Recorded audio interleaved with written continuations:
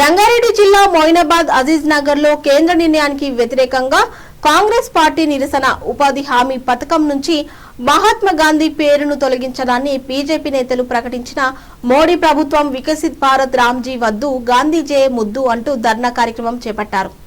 ఈ కార్యక్రమానికి ముఖ్య అతిథులుగా టీపీసీసీ అధ్యక్షుడు మహేష్ కుమార్ గౌడ్, ఏఐసీసీ సెక్రటరీ వంశీచంద్ రెడ్డి, జిల్లా అధ్యక్షుడు నరసింహారెడ్డితో పాటు పలువురు ఎమ్మెల్యేలు పాల్గొని మాట్లాడుతూ కేంద్ర నిర్ణయానికి వ్యతిరేకంగా ఈ నిరసన ప్రదర్శన చేస్తూ గాంధీ మహాత్ముడు స్వతంత్ర ఉద్యమంలో ప్రభుత్వ పాత్ర రాజకీయ సర్వం త్యాగం చేసి దీక్ష కోసం పాటుపడ్డాడు।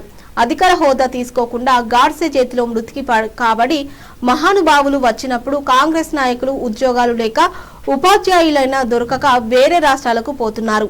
బీజేపీ ప్రభుత్వం కులాల పేరిట మతాల పేరిట చిచ్చుపెట్టి అధికారంలోకి వచ్చిన బీజేపీ ప్రభుత్వం గాంధీని మార్పించే విధంగా చేస్తుంది। ప్రతి భారతీయుడు వ్యతిరేకిస్తున్నారు। గాంధీ మహాత్ముని జవహర్లాల్ నెహ్రూను ప్రజల గుండెల్లో నుంచి ఎవరూ తొలగించలేరు।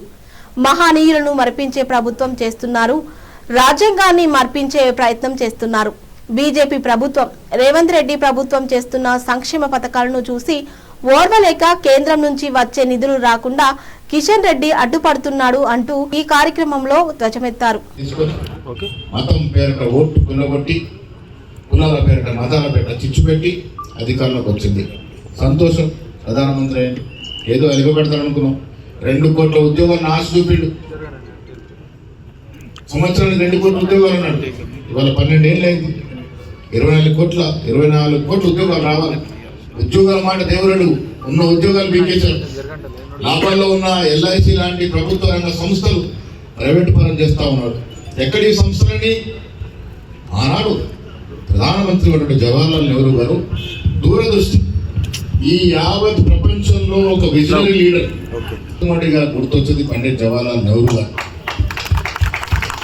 మిత్రులను చాలా మందికి ఈనాటి యువతరం తెలియదు, చెప్పాలి। జై శ్రీరామ్ అని ఏదో అనుకుంటా ఉన్నారు।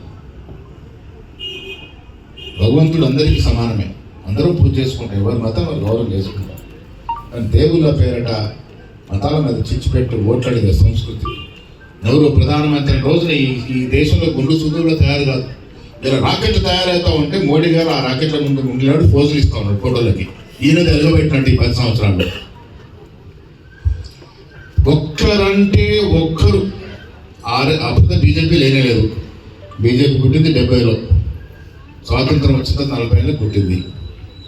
ఒక్కరంటే ఒక్కరు కూడా స్వాతంత్రంలో పాల్గొనని ఆర్ఎస్ఎస్ కానీ విహెచ్పి కానీ పాల్గొనడం కాదు, బ్రిటిష్ వారే ముద్దు, వారి పాలనే ఉండాలని చెప్పారు వీళ్ళు। ఇవాళ ఏ ముఖం పెట్టుకొని మేము దేశభక్తులము దేశోద్ధారణ చెప్తాము।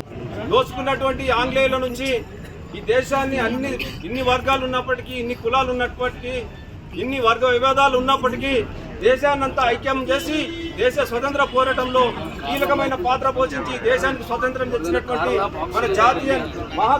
మన జాతీయ నేత మన మహాత్మా గాంధీ గారిని చంపినటువంటి విషయం అందరికీ తెలుసు।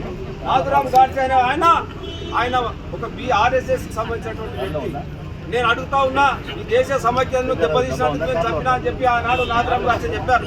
అంతకుముందు మహమ్మద్ అలీ జిన్నా ఉన్నాడు। ఈ దేశంలో విచ్ఛిన్నం చేసినటువంటి అనేక శక్తులున్నాయి, ఒక్కరిని ఎందుకు టార్గెట్ చేయలేదు? కేవలం దేశ స్వతంత్రం కోసం ఈ దేశం బాగుండాలని తాను ఎన్నో త్యాగాలు చేసినటువంటి మహాత్మా గాంధీ గారిని ఎందుకు చంపారు ఆ రోజు ఒకసారి ఆలోచించవలసిందిగా కోరుతా ఉన్నా। ఈనాడు చాలా తీవ్రమైనటువంటి మనం సమస్యను ఎదుర్కొంటా ఉంది భారతదేశం। మతం పేరుతోటి మనల్ని కులాలుగా మతాలుగా విభజించి ఈ దేశంలో మన మధ్యన కొట్లాటలు పెట్టి రాజకీయంగా పబ్బం కట్టుకోవాలని చూస్తున్నది బీజేపీ పార్టీ। కాబట్టి ఆనాడు కాంగ్రెస్ పార్టీ తెచ్చినటువంటి ఈ సంక్షేమ పథకాన్ని పేరు మార్చి గాంధీని మరోసారి హత్య చేసింది।